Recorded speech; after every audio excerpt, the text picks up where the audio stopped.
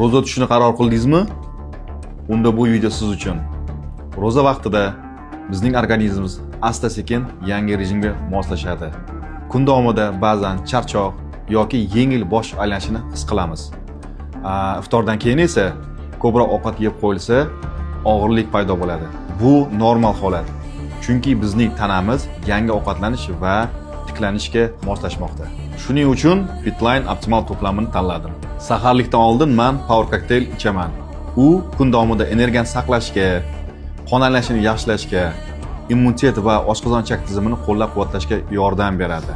Eng asosiysi, iftorgacha bizning organizm resurs va kuchga boy bo'ladi. Iftordan keyin yoki uxlashdan oldin men Restar iste'mol qilaman. U oshqozondagi og'irlikni kamaytirishga va ayniqsa Ramazonda kam uxlaydigan paytimizda organizmning tun davomida tiklanishini qo'llab-quvvatlaydi.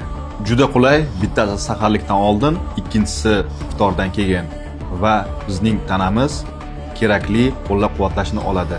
Va eng muhimi, Fitline mahsulotlari halol sertifikatga ega va barcha mahsulotlar Germaniyada ishlab chiqariladi.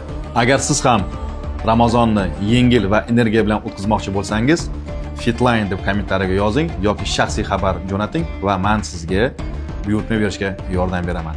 Hammaga Fitline.